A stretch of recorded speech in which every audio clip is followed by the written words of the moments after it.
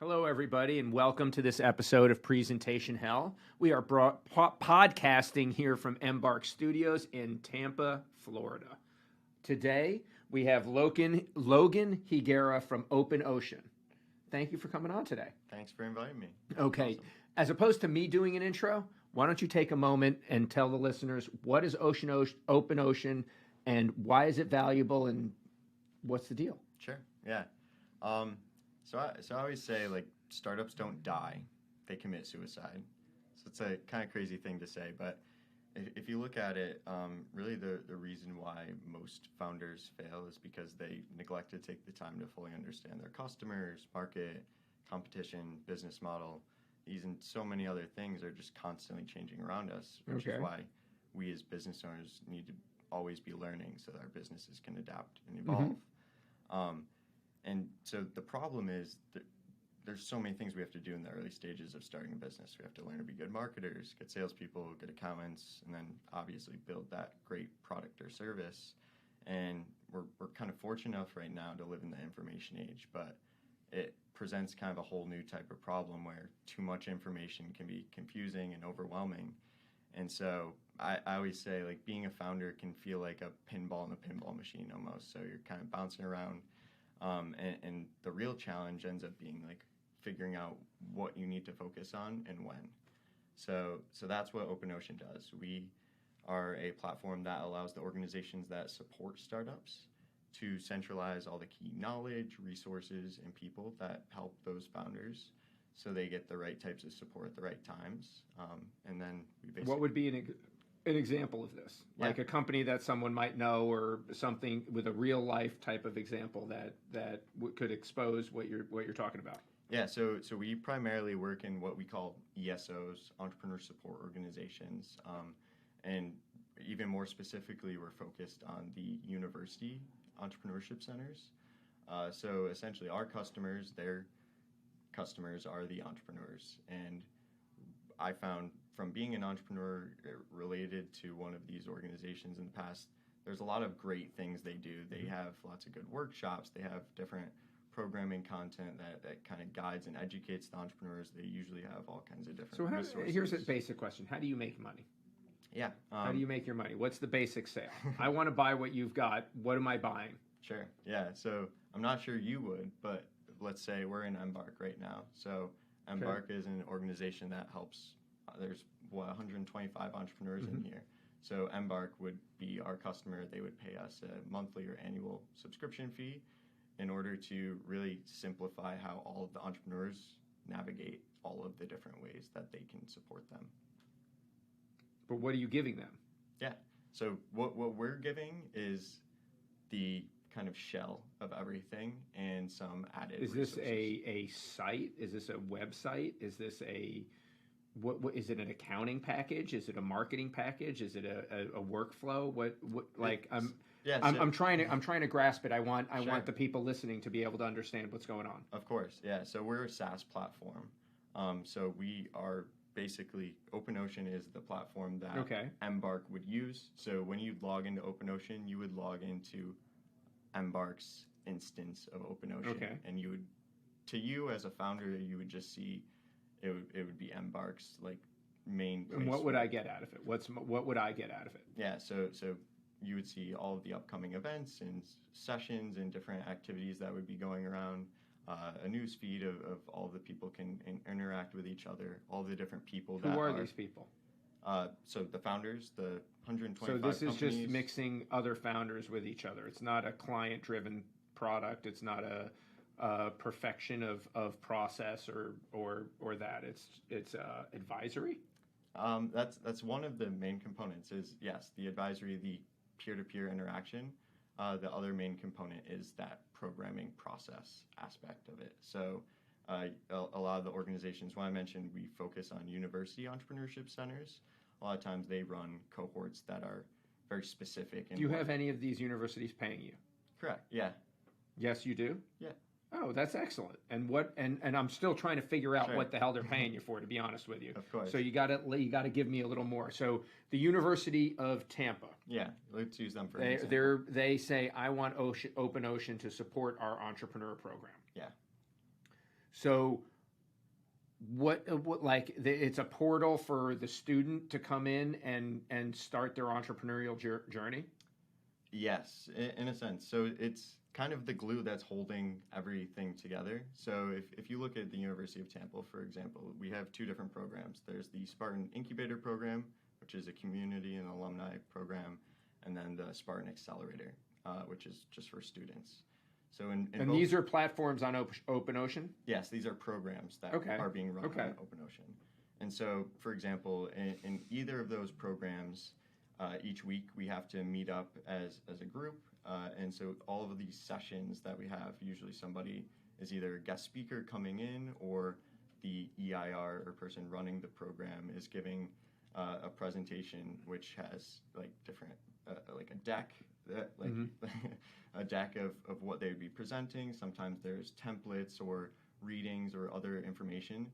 So what our platform does is allow them to put all of that information in ahead of time, so us as the entrepreneurs can come prepared with the right questions, and we can actually, it's actionable. So just to give an example, really early in the accelerator program, they have all the entrepreneurs build out their lean canvas.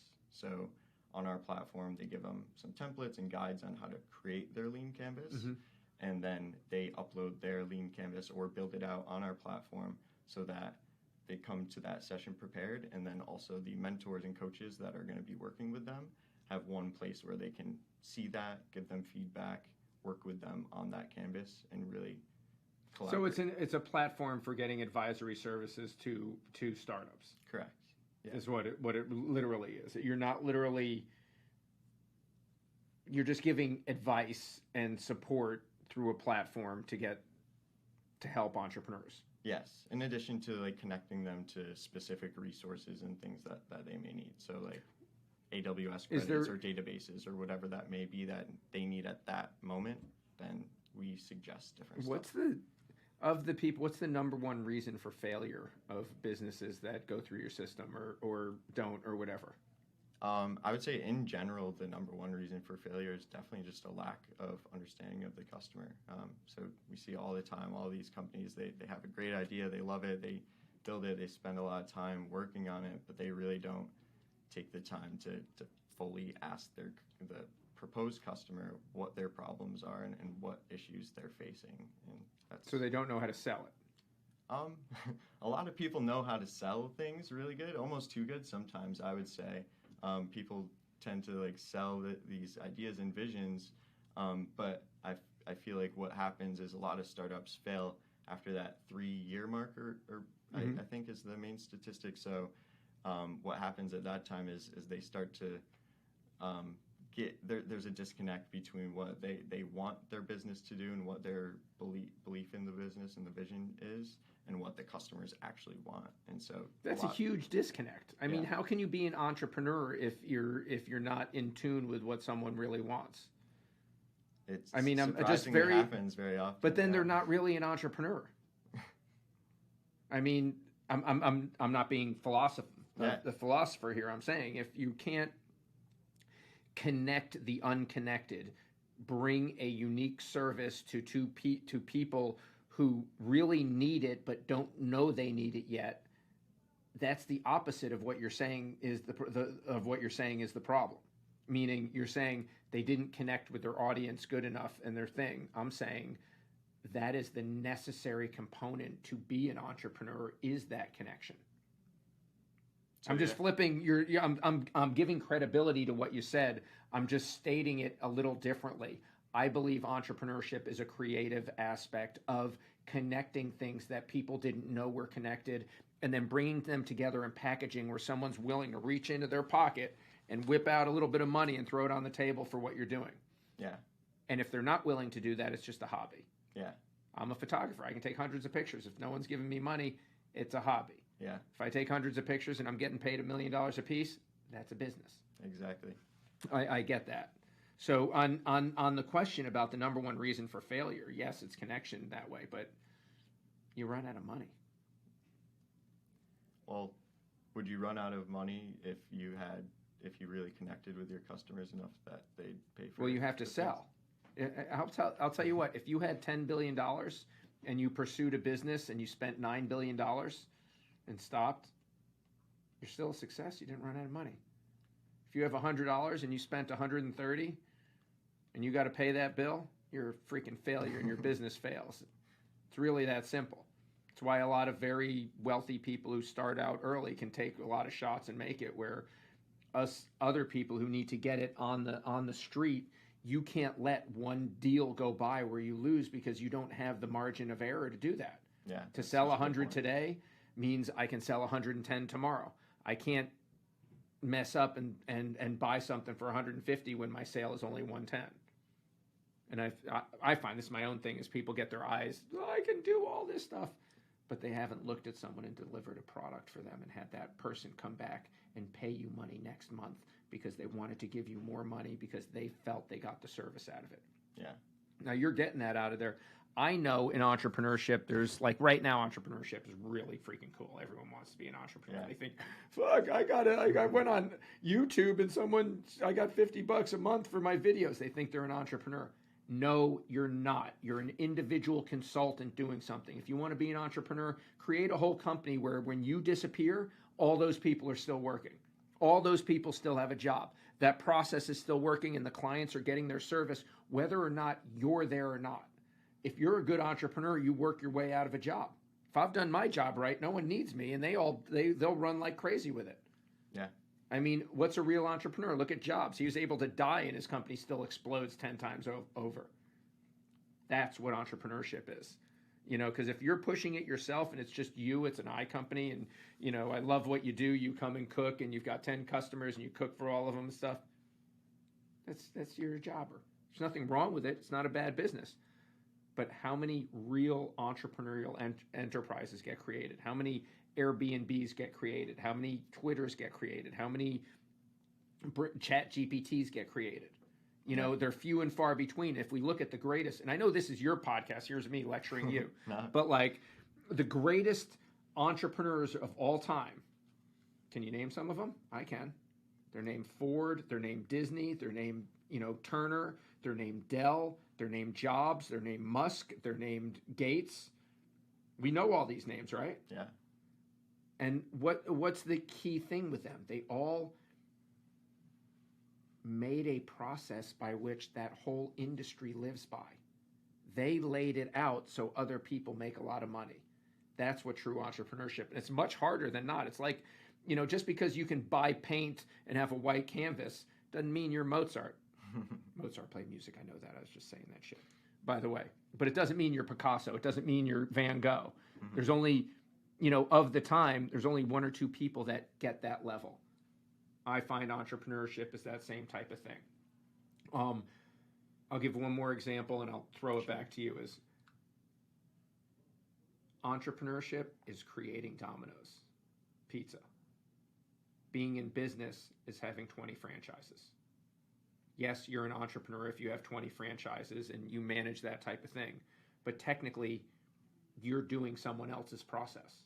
This is my own personal thing. So I'm sorry if I'm getting off on a tangent here, and I'm sorry.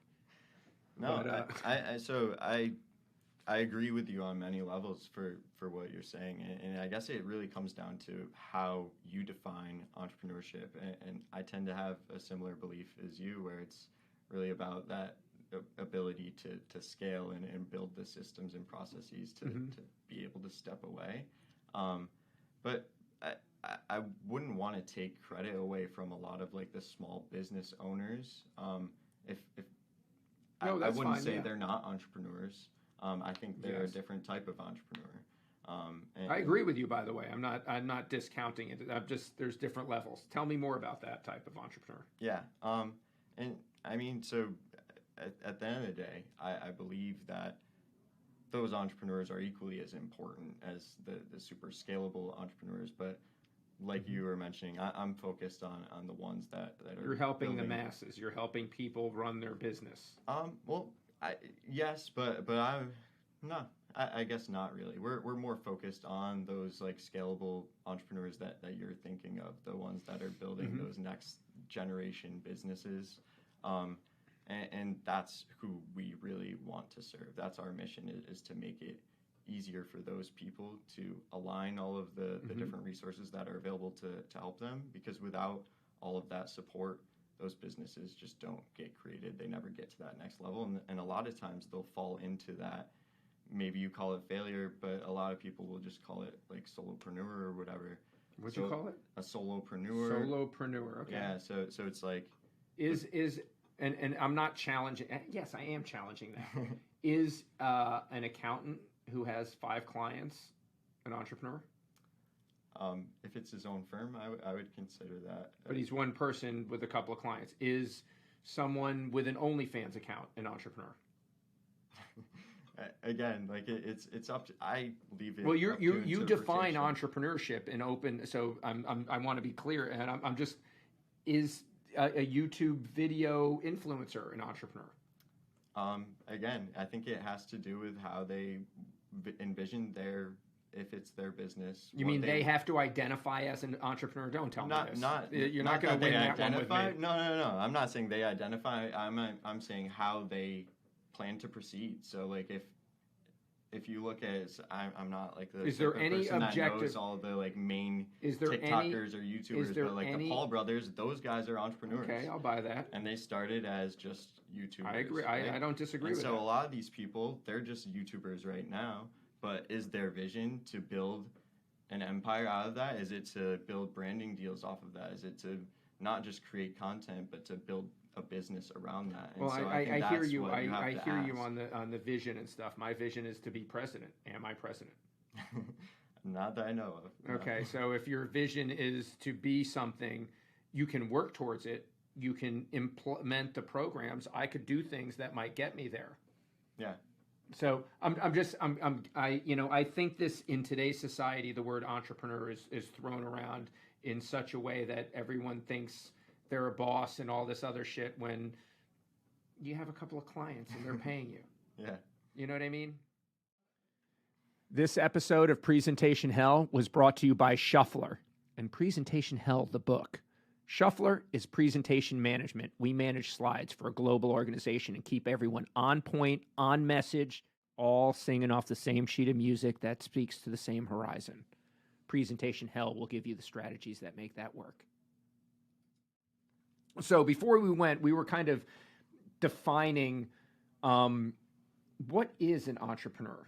And I know that we all have dreams of it, and just getting a business, getting a paper route in a form is an entrepreneur.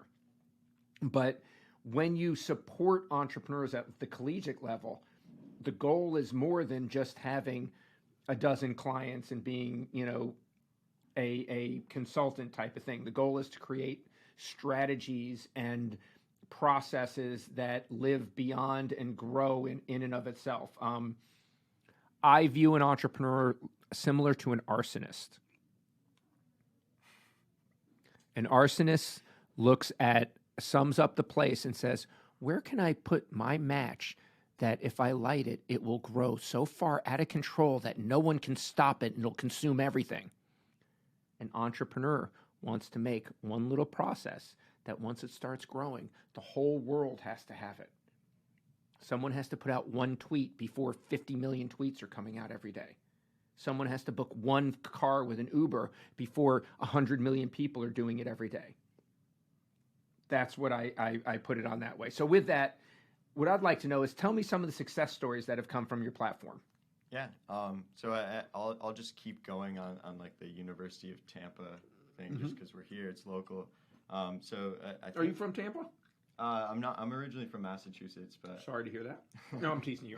No, I love Tampa. I'm here to stay. I graduated in 2020. So I've been here for a few years after college and lived here for about 7 years. Where'd you go to college? At the University of Tampa. Oh, all right. Yeah. All right. So you're here. How many colleges do you have using your platform? So we have 13 currently. 13. That's awesome. See, replicated 13 times, not once. Right? Yeah. See, now I'm bestowing that title on you because you're actually living it. Yeah. Tell me. So that's like, before I get into some of the entrepreneurs at the University of Tampa, I just want to touch on that. And what we were talking about before, that's something that really trying to do with OpenOcean. At the times that we start working with the entrepreneurs, and when I say we're not specifically working with them, but the organizations are. A lot of the times, these are just aspiring entrepreneurs. They're an idea. They don't know anything. They're trying to figure it out. And that's kind of what we're allowing them to do on our platform, is figure out, is this something that's feasible? Is it scalable? Is it going to be that business I can actually build and grow and scale? Or is it something that, like I mentioned before, just becomes almost a job or a solopreneur type of thing? And so either being okay with that or pivoting to figure out what they need to do to scale that business model, that's really the fundamental reason why a lot of our customers use our platform. That's a good reason. I think that's a solid thing. For me, I think the word solopreneur is antithetical in the situation, in the goal of creating something that blows up big. The whole goal is not to be solo. Yeah. Well, some people would argue that. They can argue it. Companies that I just saw recently, there's this woman that built a $10 million a year company by literally just leveraging AI tools and like VAs, so that she was still the only person running the company, but scaled it enough that it was. If she stepped away, level. Does it live? Yeah. So that's. So she's not the only person. So now I guess you would consider it then like she is an entrepreneur. A zero-person company, but she had built it through just different tools and virtual assistants, and allowed herself to. Well, that's cool. I mean, I'm not discounting any of this on that level. Yeah. I just kind of put out. I look at the great industrialists, the people who put together organizations that everyone follows and work through, from Thomas Edison and stuff. Lives long beyond that, and I believe that understanding is critical for people going into it, so that they're not misinformed as to what the real goal is. I mean, not we all, but being an entrepreneur, if you're real successful, you're a rock star. Elon Musk, Zuckerberg, Gates, go down the line. You're a rock star at that level, and there's only a few handful of them in the 100 years. In a long time, when I said Ford and Turner and every car company that and Carrier, the air conditioner and stuff. But it makes a difference. I like the platform that you're doing. I like the basic process of it. I think it's very good. I think it doesn't really matter what I think. If you're able to sell it, you have 13 clients and they're working through, and they get a benefit where they're willing to repay for it next year and going through, then you're an entrepreneur. Thanks. That's my opinion. I was waiting for you to say, well, it's only being used by one university. And I was going to say, what the hell are we doing here? No, we do have 13. 13. What's the second biggest, most important university that you're handling? Well, I say second because University of Tampa is your most important. Yeah, I think from a number of students, it would be Quinnipiac University. In Connecticut. Off the top of my head, yeah. Why would they choose you? Well, we'd have to talk to Patrice. But the core reason that she told me that she wanted our platform was to build a community within their ecosystem. So they had just started their entrepreneurship center within the past 3 years there. They really were just a building at that point. So she'd get some foot traffic. A couple entrepreneurs would come in every week or so and ask her how to work on their business idea. So your real service here, I'm going to get you some business here if people listen to this, sure. is if your university or institution wants an entrepreneurial program to help your students get on board and be self-sufficient and build companies, OpenOcean is a platform to help make it easier, faster, and more successful for your organization to teach these people the principles and beliefs that entrepreneurship holds. Yeah, that's a pretty good summary of it, yeah. And if you're hearing me, where do they call you? How do they get in touch with you? OpenOcean.com? .website. We don't have the .com. It's like $80,000 right now, so well, that's the goal. Hopefully we'll get that. We need 80,000 clients, so that is just $1. I'm there with you without a question. So it's openocean.website. Yep. And from there, you can get enough information. So if you're a university with a program that is considering something like this, you can see the tools that are in there. Yeah. And ask for Logan. He'll handle you directly. He'll call you back on the phone. Kick him your digits. He likes that. Exactly. All right. Anything else you'd like to say to the audience? Wrap it up. No, I think That's it. Yeah. I don't have anything else. Shit, it felt like I was being interviewed by myself. No, I'm teasing you. I'm just kidding. No, That's all right. Logan Higuera from Open Ocean. Thank you for coming in today. Thank you, James. Everyone for listening to Presentation Hell podcasting here from Embark Studios in Tampa, Florida.